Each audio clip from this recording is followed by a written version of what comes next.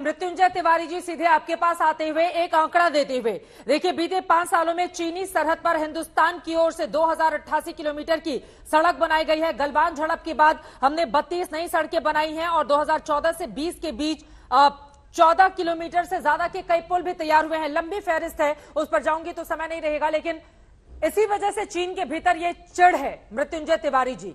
लेकिन सवाल बड़ा ये खड़ा हो रहा है कि चीन और पाकिस्तान जैसे मुद्दे पर भी हिंदुस्तान के भीतर से सत्ता पक्ष और विपक्ष की आवाज एक जैसी सुनाई क्यों नहीं पड़ती है मृत्युंजय जी?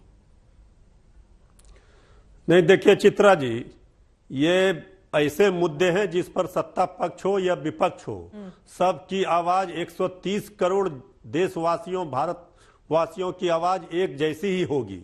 लेकिन सत्ता में बैठे हुए लोगों की जिम्मेवारी, जवाबदेही भी बनती है कि विपक्ष का साथ ले, सदन में चर्चा हो, कम से कम विपक्ष की भी भूमिका होती है। हम देश के लिए एकजुट हैं।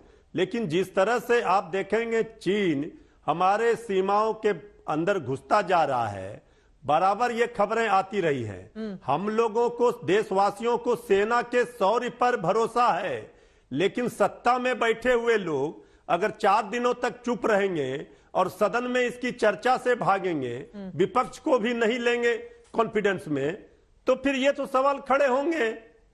भाई विपक्ष भी जनता के द्वारा चुन करके सदन पहुंचा है, बिल्कुल, और विपक्ष की अपनी जिम्मेवारी है। विपक्ष आपसे सवाल कर रहा है, लेकिन अभी 3-4 दिनों तक, ये घटना 8 तारीख की है, 8 दिसंबर की, लेकिन 3-4 दिनों तक सरकार ने इसकी जानकारी नहीं दी। मीडिया में खबरें आने के बाद तब, और सरकार पूरी जानकारी देने से भी भाग रही है। उनकी बात तो सही भारत है ना, के सेना के शौर्य पर जो चेहरे होते हैं वो चुनकर अगर सदन भेजे जाएंगे तो सरकार से सवाल तो पूछा जाएगा ना। प्रेम शुक्ला जी, चर्चा करवा लीजिए, जो सच है वो देश के सामने आएगा। निश्चित सरकार से सवाल नहीं, निश्चित सरकार से सवाल पूछा गया और सरकार ने उसका उत्तर दिया। अब सरकार ने संसद में कितनी चीजें स्ट्रेटेजिकली सार्वजनिक करना चाहिए उसकी सीमा होती है, उसकी सीमा के तहत आज अब आपका जो रिपोर्टर खुद श्वेता वहां गई है और श्वेता बता रही कि किस तरह से हमारी फौज के हौसले बुलंद है। मेजर जनरल अश्विनी श्रीवास्तव किसी पार्टी के व्यक्ति नहीं है, वो स्वयं बता रहे हैं कि पिछले 8 वर्षों में किस तरह से हमने इंफ्रास्ट्रक्चर डेवलप किया है।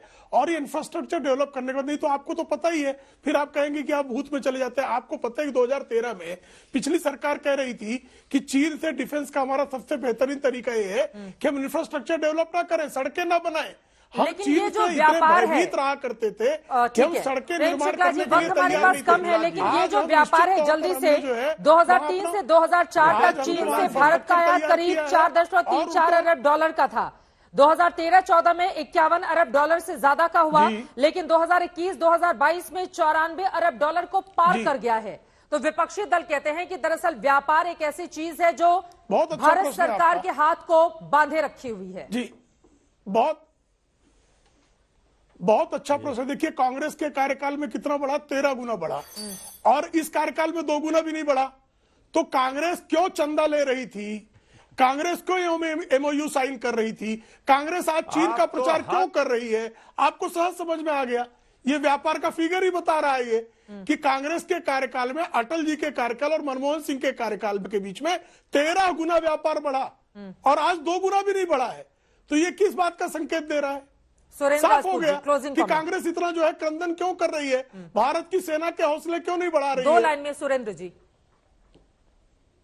2 बातें मैं बड़ी साफ साफ कह रहा हूं। भारतीय जनता पार्टी के ऊपर मेरा स्पष्ट आरोप है कि भारतीय जनता पार्टी अपनी, हमारी विदेश नीति में और हमारी रक्षा नीति में विपक्ष सरकार ही होता है, सरकार के एक सहयोगी होता है। ये लोग सरकार के सहयोगी को अलग रख रहे हैं, यानी कुछ छुपा रहे हैं। एक बात, भारतीय जनता पार्टी 2019 में यूसी ब्राउजर जो चीनी ऐप है, उस चीनी ऐप से भारतीय जनता पार्टी ने चुनाव लड़ा है। कहीं ना कहीं ये कोई डर तो नहीं है इनका, ये हमें बता दें। हम तो कहते हैं कि हमारे खिलाफ कोई बात हो हमें फांसी पे चढ़ा दीजिए, जांच करिए, लेकिन उन बातों को लेकर के, उन अफवाहों को लेकर के कम से कम देश की सुरक्षा के साथ खिलवाड़ तो मत कीजिए। आप चीनी प्रधानमंत्री से, राष्ट्रपति से मिल रहे हैं, आप 20 सैनिकों के हत्यारे से हाथ किस परिप्रेक्ष्य में मिला रहे हैं?